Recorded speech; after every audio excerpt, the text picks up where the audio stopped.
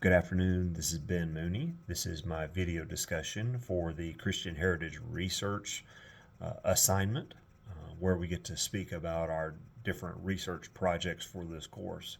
I did a more traditional research paper and I spoke or wrote about military chaplains in World War II and the rise of pluralism in the ranks.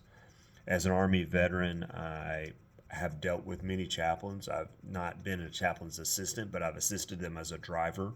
I had some very interesting chaplains, those who came from the very traditional chaplain role, just a minister, but I also had a chaplain who was a combat veteran, a prior ranger from Ranger Battalion, Halo Wings, combat infantryman badge.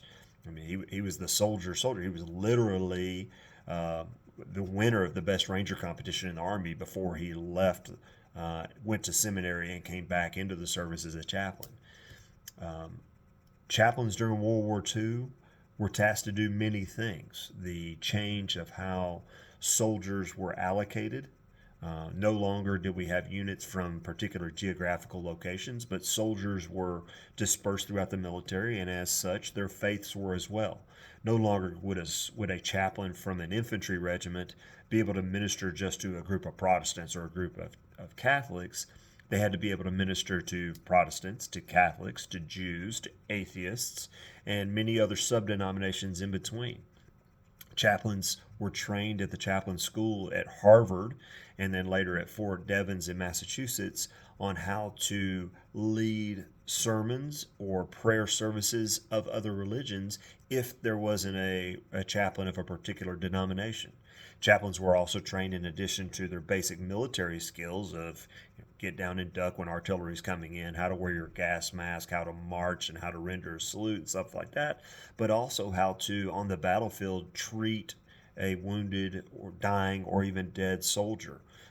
How to minister last rites, how to assuage the guilt of their comrades and treat them with honor and respect due to the fallen.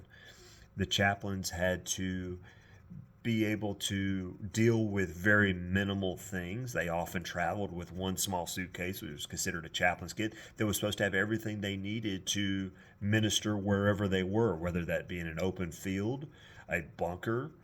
They could give communion off the hood of a Jeep or the tailgate of a deuce and a half. They had to deal with whatever they could deal with.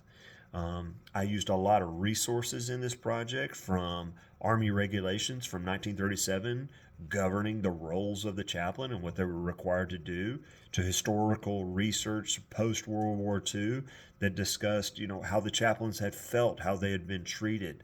One large book I used was by Roy John Honeywell that really gave some big insight into chaplains of the United States Army and how they did everything. I also found some very interesting sort of remembrance articles. One was by David Clark, and it recounts the memories of a Mormon chaplain, an LDS chaplain.